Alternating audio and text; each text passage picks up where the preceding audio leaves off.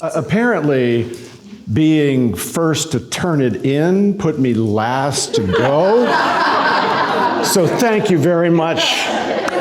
You're penalized for your success.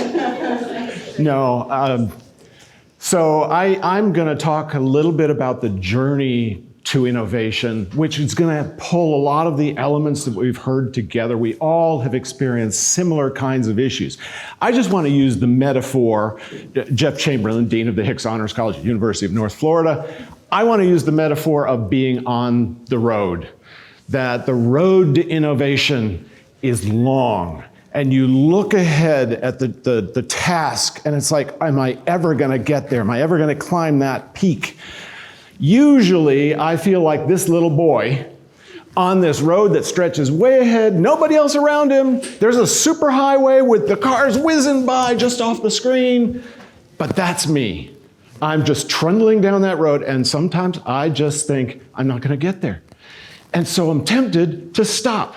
Too many people. I see person after person, faculty member, administrators looking for innovation. They give up. They sit by the roadside, twiddle their thumbs because they're so frustrated. So the first thing we really need to remember, and we've seen this again, is that resilience, that persistence. Stay on the road. Yeah, stop and smell the roses sometimes. Yes, take a rest at times, but stay on the road. And look out for those detours. Because in fact, those detours sometimes will take you to a place that is better than you imagined in the first place. So those detours really are very, very important. So don't be afraid of them.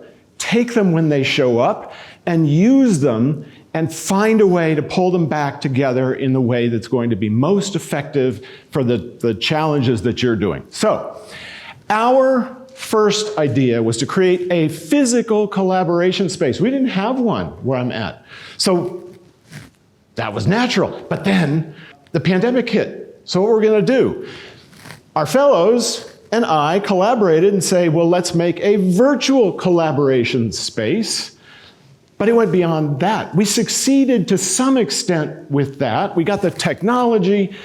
But we ended up far greater because other pieces kept coming in, and this is actually plotting this flow chart on the new collaboration space we have, but it ended up with the purple, where we actually ended up having more collaboration and more innovation programs that we could build and scaffold, so the university innovation programs was a key component in that, but it was not the only one.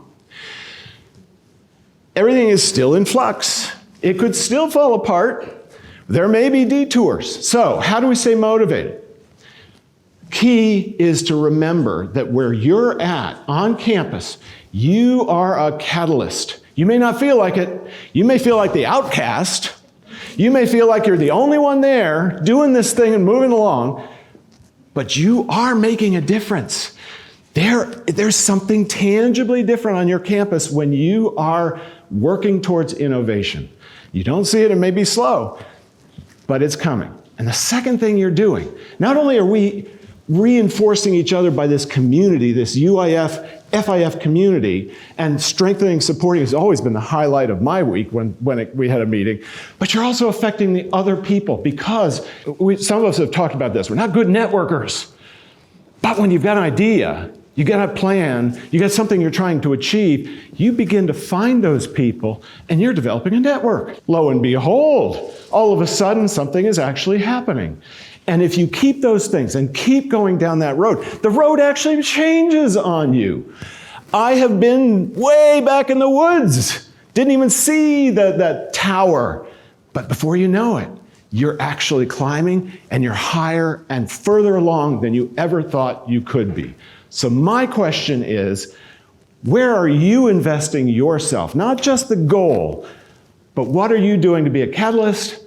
What are you doing to connect people that's going to make all the difference in the world? Thank you.